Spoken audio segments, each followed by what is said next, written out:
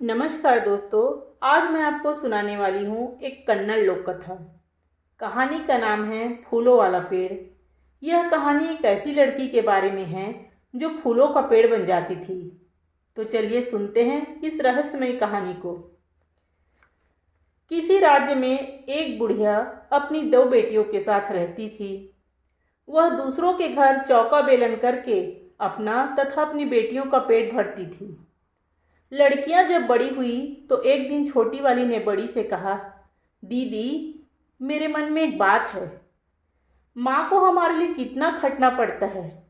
मैं उनका हाथ बटाना चाहती हूँ। ऐसा करती हूँ, मैं फूलों का पेड़ बन जाती हूँ। तुम उनके फूल तोड़ लेना, फिर हम उन फूलों को बेचकर अच्छे पैसे कमा लेंगे। बड़ी बहन को आश्चर्य हुआ। वह बोली, कैसी बात करती हो?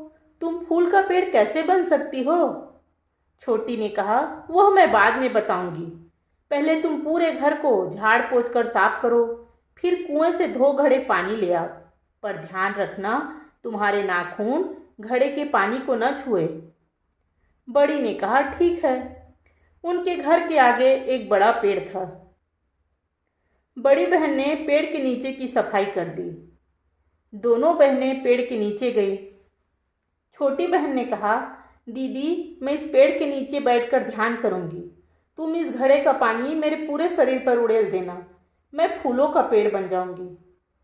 तुम जितने चाहो फूल तोड़ सको तोड़ लेना, लेकिन ध्यान रखना, एक भी टहनी ना टूटे, ना ही किसी पत्ती को खरोंच लगे। फूल तोड़ने के बाद दूसरे घड़े का पानी मुझ पर डाल देना। मैं फिर से लड़की बन जाऊंगी।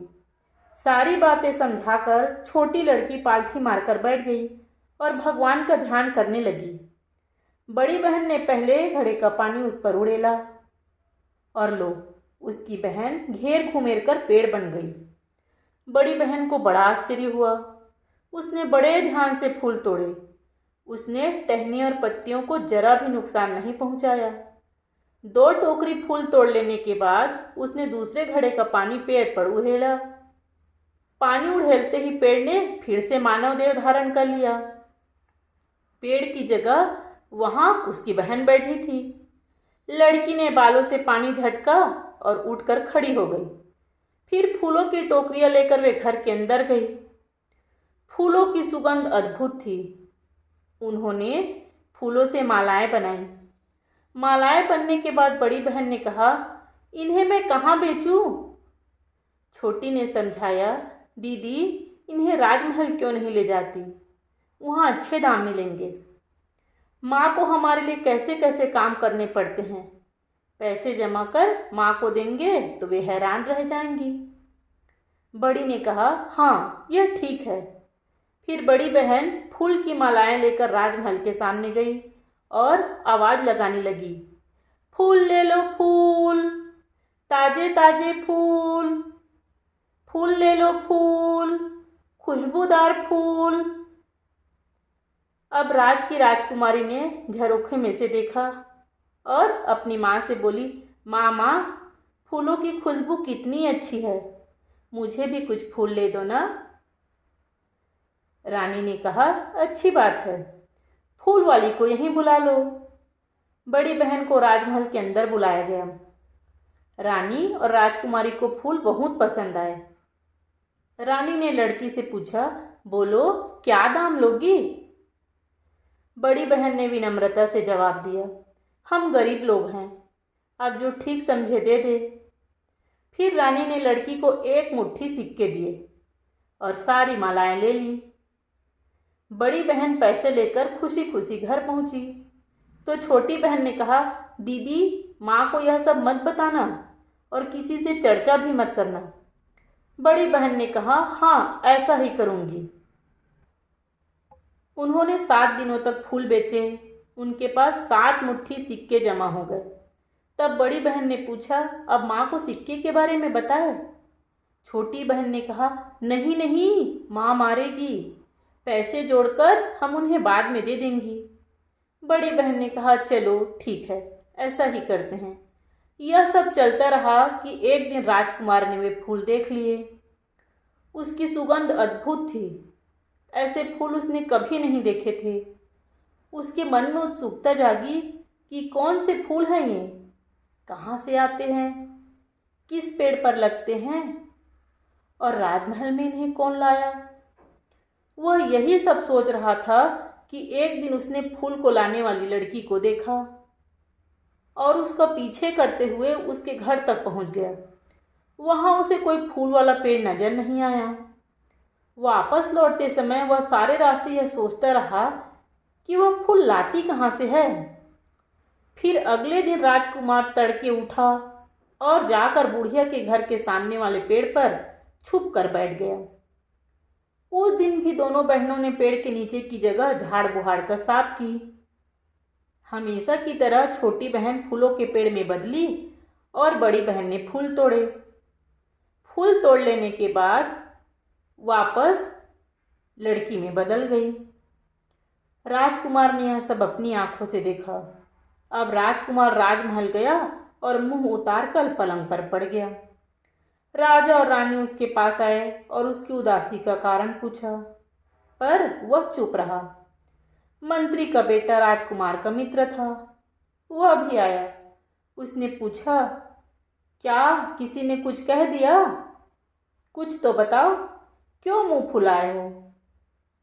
कम से कम मुझे तो बताओ, मैं तुम्हारा मित्र हूं। राजकुमार ने फूलों का पेड़ बनने वाली लड़की के बारे में मुख्य बात को छुपाकर थोड़ा थोड़ा सब बात बता दिया। मंत्री के बेटे ने कहा, बस इतनी सी बात है और यूं मुंह फुलाए हो, और जाकर राजा को सारी बात बता दिया। राजा ने मंत्री को बुलाया और उसे बुढ़िया को बुलवाने भेजा। बुढ़िया फटे कपड़े पहनकर भय से कांपती हुई आई और दरवाजे के पास खड़ी हो गई। कई बार कहने पर ही वह बड़ी मुश्किल से नीचे बैठी। राजा ने उससे कहा, घबराने की कोई बात नहीं है। फिर राजा ने धीरे से पूछा, तुम्हारे घर में 2 लड़कियां हैं, उसमें से एक हमें दोगी? बुढ़िया भय से पीली पड़ गई। सोचने लगी, राजा इनके बारे में कैसे जानते हैं। उसने जैसे तैसे हकलाते हुए कहा, जो आज्ञा महाराज। मेरी जैसी गरीब औरत के लिए यह बहुत सौभाग्य की बात है।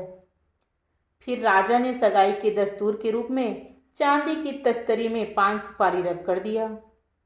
अब बुढ़िया उन्हें लेने का साहस नहीं जुटा पाई। राजा के बार बार कहने पर उसे 5 सुपारी कबूल करना पड़ा। 5 सुपारी लेकर जैसे तैसे वह घर लौट आई। घर आकर उसने झाड़ू उठाया और बेटियों को मारने लगी। वह मारती जाती और गालियां देते जाती। तुम दोनों कहाँ फिरती हो? महाराज तुम्हारे बारे में पूछ रहे थे, तुम कहाँ गई थी? बिचारी लड़कियों के कुछ पल्ले नहीं पड़ा कि बात क्या है। वे चिल्लाती रही, अम्मा हमने क्या किया है, हमें क्यों मार रही हो? मारूं नहीं तो क्या करूं? महाराज तुम्हारे बारे में कैसे जानते हैं? बुढ़िया का गुस्सा ठंडा ही नहीं हो रहा था। भयभीत लड़कियों ने टुकड़ों टुकड़ों में बता दिया कि कैसे छोटी बहन फूलों का पेड़ बनती और कैसे उन्होंने फूल बेचे, और अंत में माँ को हैरत में डालने के लिए 7 मुट्ठी पैसे भी दिखाए। बुढ़िया और भड़क गई, मैं क्या मर गई थी? मेरे रहते तुम्हें काम करने की क्या पड़ी थी, और मुझसे झूठ बोलती हो? आदमी पेड़ कैसे बन सकता है भला? बताओ मुझे, पेड़ बनकर दिखाओ मुझे। यह कहकर बुढ़िया ने उन्हें और मारा। माँ का गुस्सा शांत करने के लिए छोटी बेटी ने उन्हें पेड़ बनाकर दिखाया। माँ की आंखों के सामने वह पेड़ बनी और वापस अपने असली रूप में आ गई। अगले दिन राजा ने बुढ़िया के लिए बुलावा भेजा। बुढ़िया महल में गई और बोली, कैसे याद फरमाया अन्नदाता? राजा ने कहा, बोलो, हम विवाह के लिए कौन सा दिन तय करें? बुढ़िया के मन में खुशी के लड्डू फूट रहे थे। वह बोली, मैं क्या कहूँ महाराज, जो आपका आदेश। विवाह की तैयारियां होने लगी। विवाह वाले दिन जात बिरादरी के तमाम लोग आए। शुभ मुहूर्त पे छोटी लड़की की शादी राजकुमार के साथ हो गई। शादी के बाद दूल्हा दुल्हन को अकेला छोड़ दिया गया, पर दोनों एक दूसरे से दूर ही रहे। 2 रातें बीत गई। दुल्हन सोचती दूल्हा कुछ कहेगा, दूल्हा सोचता दुल्हन कुछ कहेगी। इसी चक्कर में दोनों रातों तक दोनों में से कोई कुछ नहीं बोला। तीसरी रात दुल्हन का धीरज टूटा। उसने पूछा, क्या इसी सुख के लिए आपने मुझसे विवाह किया था? राजकुमार ने रुखाई से जवाब दिया, मैं तुमसे तभी बात करूंगा जब मैं जो कहूंगा तुम वही करोगी। दुल्हन ने कहा, आपने कैसे सोचा मैं आपका कहा टालूंगी? कहिए, आप क्या चाहते हैं? राजकुमार बोला, तुम फूलों का पेड़ बनना जानती हो, है ना? मुझे भी बनकर दिखाओ। हम उन फूलों के सेज पर सोएंगे और उन्हीं फूलों से अपने को ढक लेंगे। कितना अच्छा लगेगा। दुल्हन बड़ी विनम्रता से बोली, मेरे स्वामी, मैं राक्षसी नहीं हूँ, न ही मैं कोई देवी हूँ। मैं औरों की तरह ही साधारण स्त्री हूँ। भला आदमी पेड़ कैसे बन सकता है? राजकुमार नाराज हो गया। राजकुमार बोला, बहलाओ मत, मुझे झूठ से चिढ़ है। मैंने अपनी आंखों से तुम्हें पेड़ बनते देखा है। अगर मेरे लिए तुम पेड़ नहीं बन पाओगी तो किसके लिए बनोगी? दुल्हन को बहुत दुख हुआ। अपने साड़ी के पल्लू से आंसू पोंछते हुए बोली, गुस्सा मत होइए। आपकी इतनी ही इच्छा है तो आपकी बात मुझे रखनी ही पड़ेगी। जाइए, 2 घड़े में पानी ले आइए। राजकुमार 2 घड़े में पानी ले आया। दुल्हन ने पानी पर मंत्र पढ़ा। इसी बीच राजकुमार ने कमरे की सारी खिड़कियां और दरवाजे बंद कर दिए। दुल्हन ने कहा, जितने चाहे फूल तोड़िएगा, पर एक बात का ध्यान रखिएगा कि ना कोई टहनी टूटे, ना किसी पत्ती को खरोच आए। इसके बाद उसने राजकुमार को बताया कि वह कब और कैसे उस पर पानी डाले। सारी बातें समझाकर वह कमरे के ठीक बीच में बैठ गई और ध्यान करने लगी। इसके बाद राजकुमार ने उसके ऊपर 1 घड़ा पानी डाला और वह फूलों का पेड़ बन गई। फूलों की सुगंध से कमरा महकने लगा। राजकुमार ने जी भरकर फूल तोड़े और उसके बाद पेड़ पर दूसरे घड़े का पानी डाला। पेड़ ने फिर से उसकी दुल्हन का रूप धारण कर लिया। दुल्हन ने पानी झटका और मुस्कुराते हुए उठकर खड़ी हो गई। फिर उन्होंने पलंग पर फूल बिछाए और लेटकर अपने ऊपर भी फूल डाले और सो गए। ऐसा वो कई दिनों तक करते रहे। हर रोज सुबह मुरझाए फूलों को वे खिड़की से बाहर फेंक देते। अब फूल फेंकने से खिड़की के नीचे पूरा ढेर लग गया, जैसे छोटी मोटी पहाड़ी हो। राजकुमार की बहन छोटी राजकुमारी ने मुरझाए फूलों का पहाड़ देखा और रानी माँ से कहा, माँ माँ, देखो तो भैया और भाभी ना जाने इतने फूलों का क्या करते हैं। उनके फेंके हुए फूलों से वहां एक पहाड़ बन गया है और उसने मुझे आज तक एक भी फूल नहीं दिया। रानी ने कहा, कोई बात नहीं, मैं उसे कहूंगी तुम्हें भी फूल देने के लिए। राजकुमारी का मन नहीं माना। कुछ ही दिनों में राजकुमारी ने ताक झांक करके फूलों का रहस्य पता कर लिया। एक दिन राजकुमार जब कहीं बाहर गया था, राजकुमारी ने अपनी सहेलियों से कहा, चलो बाग में झूला झूलेंगे। भाभी को भी साथ ले चलेंगे। वह फूलों का पेड़ बनना जानती है। अगर तुम चलोगी तो मैं तुम्हें ऐसे फूल दूंगी जिसके बारे में तुमने कभी सुना नहीं होगा। उन फूलों की खुशबू बहुत अनोखी है। इसके बाद राजकुमारी ने अपनी माँ से पूछा, माँ, क्या मैं बाग में झूला झूलने जाऊं? रानी ने कहा, हो आओ, इसमें भला पूछना क्या। तब राजकुमारी ने कहा, पर मैं अकेली नहीं जाऊंगी, भाभी को भी हमारे साथ भेजो ना। रानी ने कहा, मैं कब मना करती हूँ, पर अपने भैया से भी पूछ लो। तभी राजकुमार आ गया। राजकुमारी ने कहा, भैया भैया, हम सब बाग में झूला झूलने जा रहे हैं, भाभी को भी साथ भेजो ना। राजकुमार बोला, इसमें मैं क्या कहूँ, माँ से पूछो। राजकुमारी वापस रानी माँ से बोली, माँ, भैया तो तुमसे पूछने को कहते हैं। तुम भाभी को भेजना नहीं चाहती, इसलिए बहाना बनाती हो। क्या तुम्हारे लिए तुम्हारी बहू ही सब कुछ है? मैं कुछ भी नहीं। रानी ने डांटा और बोली, क्या उल्टी सीधी बातें करती हो। ठीक है, ले जाओ, पर उसका ध्यान रखना और शाम तक लौट आना। ना चाहते हुए भी रानी ने बहू को लड़कियों के साथ भेज दिया। सारी लड़कियां भाभी के साथ बाग पहुंची। एक बड़े पेड़ पर झूले बांध लिए गए। सब चहकते हुए झूलने लगी। अचानक राजकुमारी ने झूला रुकवाया और सबको पास बुलाया और भाभी को कोचने लगी। भाभी, तुम फूलों का पेड़ बन सकती हो, है ना? देखो, मेरी किसी सहेली के बालों पर फूल नहीं हैं। दुल्हन बोली, कैसी बेसिर पैर की बात करती हो? मैं भी तुम्हारी तरह मामूली सी स्त्री हूं। पागलों सी बात मत किया करो। राजकुमारी ने ताना कसा, ज्यादा बनो बद, मैं सब कुछ जानती हूँ। मेरी सहेलियों के बालों में फूल नहीं हैं, इसलिए मैंने कहा पेड़ बन जाओ और हमें कुछ फूल दे दो। और देखो तुम कैसे नखरे दिखा रही हो। तुम हमारे लिए पेड़ नहीं बनना चाहती? बनोगी भी क्यों भला? वह तो अपने यारों के लिए रख छोड़ा होगा। भाभी व्यथित हो गई, बोली, छी छी, ऐसी बात करते हुए तुम्हें शर्म नहीं आती? मुझे यहाँ आना ही नहीं चाहिए था। फिर राजकुमारी ने बहुत कोचा। अंत में भाभी ने दुखी होकर पेड़ बनना स्वीकार कर लिया। उसने पानी के 2 घड़े मंगवाए, उन पर मंत्र पढ़ा और लड़कियों को समझाया कि कैसे और कब पानी डालना है, और ध्यान करने लगी। छिछोरी लड़कियों ने उसकी बात पूरी सुनी ही नहीं। उन्होंने थोड़ा इधर थोड़ा उधर, कहीं कम और कहीं ज़्यादा पानी गिरा दिया। भाभी पेड़ तो बनी पर आधी अधूरी। दिन ढलने लगा था। फूलों के लालच में लड़कियां एक दूसरों को धक्याते हुए झपट पड़ी। इस आपाधापी में पत्तियां नूच गई और टहनियां टूट गई। जल्दी घर लौटने की हड़बड़ी में उन्होंने दूसरे घड़े का पानी बड़े ही बेतरतीब ढंग से पेड़ पर गिराया और भाग खड़ी हुई। भाभी पुनः लड़की तो बनी पर आधा शरीर गायब था, मात्र मांस का लोथड़ा। पेड़ों में वह असहाय कराहती रही। उसे पूछने वाला कोई नहीं था।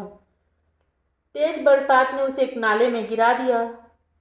नाले में बहते हुए काफी दूर एक मोड़ पर अटक गई। अगले दिन सुबह उधर से 7-8 बैलगाड़ियां निकली। एक गाड़ीवान को नाले में से किसी के कराहने की आवाज सुनाई दी। उसने अपने साथियों से कहा, सुनो, यह आवाज कैसी है? दूसरे गाड़ीवान ने कहा, अरे चलते रहो, हवा की आवाज है या भूत की, कौन जाने। पर गाड़ीवान वहीं रुक गया। वह रुका और नाले में झांक कर देखा।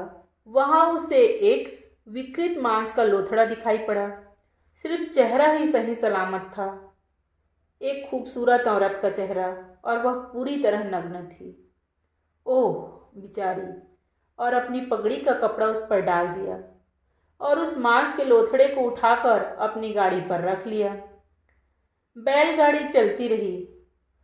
एक शहर के बाहर उन्होंने गाड़ियां रोकी और एक खंडहर के नीचे मांस के लोथड़े को उतार दिया। फिर गाड़ीवान ने उसे समझाया, इधर से निकलने वाले तुम्हें रोटी दे देंगे, तुम भूख से नहीं मरोगे। ऐसा कहकर वह अपने साथियों के साथ आगे बढ़ गया। इधर राजकुमारी को अकेला घर आया देखकर रानी ने पूछा, बहू कहाँ है? तुम्हारा भाई क्या कहेगा? राजकुमारी ने चलताऊ सा जवाब दिया, भगवान जाने वह कहाँ है। हम भी तो घर आई हैं, क्या वह घर का रास्ता नहीं जानती? रानी को काटो तो खून नहीं। चिल्लाई, क्या कहती हो? कैसी बात करती हो? वह तुम्हारी भाभी है। राजकुमार डांटेगा तुम्हें, वह तुम्हें काट खाएगा। क्या हुआ? कहाँ गई भाभी? राजकुमारी को जो जी में आया कह दिया। रानी की कुछ पल्ले नहीं पड़ा। उसे शंका हुई, बेटी ने जरूर कुछ मूर्खता की है। इधर राजकुमार भी बहुत अपनी पत्नी का इंतजार कर रहा था। जब वह नहीं लौटी तब वह रानी के पास गया और बोला, माँ माँ, आपकी बहू कहाँ है? वह अभी तक नहीं आई। वह भी तो राजकुमारी के साथ झूला झूलने गई थी, अभी तक वापस कैसे नहीं आई? रानी ने बनावटी आश्चर्य दिखाकर कहा, मैं तो सोच रही थी वह तुम्हारे साथ कमरे में होगी और तुम मुझसे ही पूछ रहे हो। राजकुमार को लगा जरूर उसकी पत्नी के साथ कुछ बुरा घटा है। वह अपने कमरे में गया और व्यथित हृदय लिए पड़ा रहा। 5 दिन बीते, 7 दिन बीते, 15 दिन बीते, पर उसकी पत्नी का कुछ पता नहीं चला। जो जाता खाली हाथ लौट आता। राजकुमार ने सोचा, मूर्ख लड़कियों ने उसे किसी तालाब या कुएं में तो नहीं धकेल दिया। यह राजकुमारी उसे कभी पसंद ही नहीं करती थी। कौन जाने उन दुष्ट लड़कियों ने उसके साथ क्या किया। वह बार बार माँ पिताजी से पूछता, नौकरों से पूछता, पर वे भी क्या जवाब देते। वे स्वयं बहुत चिंतित एवं भयभीत थे। राजकुमार बहुत दुखी रहने लगा। अंत में विरक्ति और निराशा के वशीभूत होकर उसने भगवा वेश धारण कर लिया और घर से निकल गया। वह चलता रहा बिना इसकी परवाह किए कि वह कहाँ जा रहा है। इस बीच फूलों का पेड़ बनने वाली लड़की का लोथ एक शहर से दूसरे शहर होते हुए संयोग से अपनी बड़ी ननद के शहर पहुंच गई। अब राजमहल की सेविका पानी लाने के लिए वहां से गुजरते समय उसे रोज देखती। उसे देखकर वे एक दूसरे से कहती थी, इसके चेहरे पर राजकुमारियों सा तेज है। उनमें से एक सेविका यह भी कहती, इसकी शक्ल रानी की भाभी से हूबहू मिलती है। जब उससे रहा नहीं गया तो वह रानी के पास आकर बोली, रानी माँ, उसकी शक्ल आपकी भाभी से बहुत मिलती है। आप खिड़की से उसे खुद ही देख लीजिए। एक दासी ने कहा, रानी माँ, उसे महल में रख लीजिए ना, कहिए तो मैं ले आऊं। रानी ने कहा, नहीं, हम उसका वही ध्यान रखेंगे, रोटी वही डाल देंगे, महल में लाने की बात मत करो। लेकिन दासियों से नहीं रहा गया। अगले दिन डरते डरते फिर याचना की, रानी माँ, वो बहुत प्यारी है, महल में दिए जैसे लगेगी, क्या हम उसे ले आए? रानी ने कहा, अच्छा ठीक है, तुम्हारी इतनी इच्छा है तो ले आओ, पर उसके आने से उसकी देखभाल के चक्कर में महल के काम में कोताही नहीं होना चाहिए। दासियां राजी हो गई और लोथ को महल में ले आई। उन्होंने उसे तेल स्नान कराया, अच्छे कपड़े पहनाए और महल के दरवाजे के पास बिठा दिया। वे हर दिन उसके घाव पर औषधियों का लेप करती। धीरे धीरे उसके घाव भरने लगे, पर वे उसे पूर्ण नहीं बना सकी क्योंकि लोथ के आधे भाग अब भी गायब थे। और इधर राजकुमार यहाँ वहाँ की खाक छानता हुआ अपनी बड़ी बहन के दरवाजे तक आ पहुंचा। वह पागल सा लगता था। उसके दाढ़ी और बालों ने उलझकर जटा का रूप ले लिया था। देखने में वह कोई साधु जैसे लगता। पानी लाने के लिए आती जाती दासियों ने उसे देखा और लौट कर रानी को बताया, रानी माँ, कोई दरवाजे पर बैठा है, वह बिल्कुल आपके भाई जैसा लगता है। रानी बड़बड़ाती हुई दरवाजे पर गई और उस पागल को देखा। वह दंग रह गई। सचमुच यह तो मेरा भाई है, इसे क्या हो गया? यह सन्यासी कैसे बन गया? वह अपने भाई को अंदर लेकर आई। उसने दासियों को नहाने के लिए पानी की टंकी और तेल की कड़ाही गर्म करने का आदेश दिया। फिर रानी ने अपने भाई की आवभगत स्वयं की। वह उसके लिए नए नए व्यंजन परोसती, रोज नए नए कपड़े पहनने को देती। उतना सब करने के बावजूद राजकुमार अपनी बहन से एक भी शब्द नहीं बोलता कि तुम कौन हो, मैं कौन हूँ। हालांकि दोनों जानते थे कि दोनों भाई बहन हैं। रानी को बहुत आश्चर्य होता कि मैं अपने भाई की राशि देखभाल करती हूँ, पर यह मुझसे बात ही नहीं करता। कहीं ये किसी चुड़ैल या दैत्य की माया तो नहीं। फिर कुछ सोचकर रानी अपने भाई के कमरे में रात को एक सुंदर दासी भेजने लगी। 7 दिनों में उसने 7 दासियां भेजी। दासियां राजकुमार का शरीर सहलाती, उसे चूमती, पर सब व्यर्थ। राजकुमार की जड़ता कभी नहीं टूटती। अंत में दासियां भी निराश हो गई। लेकिन उन्हें ख्याल सूझा, महल के दरवाजे पर जो लोथ रखी है उसका चेहरा राजकुमार की पत्नी से बहुत मिलता है। अतः उन्होंने रानी से अनुमति लिया और लोथ का श्रृंगार करके राजकुमार के पलंग पर छोड़ दिया। हर बार की तरह राजकुमार ने आंख उठाकर भी नहीं देखा और न ही कुछ बोला। पर जब उसके पैर के पास रखी, लोथ के टूटे हाथ ने उसके पैरों को दबाया और अजीब तरीके से विलाप किया, तो राजकुमार झटके से उठा और उसको देखने लगा। अरे, यह तो उसकी खोई हुई पत्नी है। राजकुमार ने उससे पूछा, तुम अचानक कहाँ चली गई थी और उसकी यह दशा कैसे हुई? उसकी पत्नी ने महीनों बाद अपने होंठ खोले और रोते हुए राजकुमार को सारी बात बताई। राजकुमार ने पूछा, अब हम क्या करें? उसकी पत्नी बोली, हम केवल कोशिश कर सकते हैं। मुझे 2 घड़े पानी ला दो, हाँ, पानी को नाखूनों से मत छूना। राजकुमार तुरंत 2 घड़ों में पानी भर कर ले आया। उसकी पत्नी ने पानी पर मंत्र पढ़े और हिदायत दी। उस घड़े का पानी मुझ पर डालोगे तो मैं पेड़ बन जाऊंगी। फिर जो टहनियाँ टूटी हुई हैं उसे जोड़ देना। फिर नोची हुई पत्तियों को बांध देना। फिर दूसरे घड़े का पानी डालना। सारी बातें समझाकर वह ध्यान करने बैठ गई। राजकुमार ने उस पर पहले घड़े का पानी उड़ेला। वह पेड़ बन गई। पेड़ की टहनियाँ टूटी हुई और पत्तियाँ नोची हुई थी। उसने बहुत सावधानी से एक एक पत्ती और टहनियों को अपनी जगह अच्छी तरह जमाया और बांधा। फिर जब यह सारा काम अच्छे तरीके से कर लिया तो फिर पूरे पेड़ पर धीरे धीरे दूसरे घड़े का पानी डाला। फूलों की पेड़ वाली लड़की को फिर से अपना पूरा शरीर प्राप्त हो गया। वह खड़ी हुई, बालों से पानी झटका और रोते हुए पति के पांव में गिर गई। पति पत्नी महीनों बाद एक दूसरे से मिले थे। गले लगकर खूब रोए, खूब रोए। फिर वह अपनी ननद के पास गई, उसे जगाया और उसके पांव छुए। उसकी ननद भौचक्की हो गई। उसके बाद उसने पूरी बात ब्यौरेवार बताई। रानी ने उसे रोते हुए गले लगा लिया। उसके बाद रानी ने अपने भैया भाभी को बढ़िया से बढ़िया व्यंजन खिलाया। उनकी खूब खातिरदारी की। उन्हें हफ्तों तक अपने पास रखा और फिर उपहारों से लदी बैलगाड़ियों के साथ विदा किया।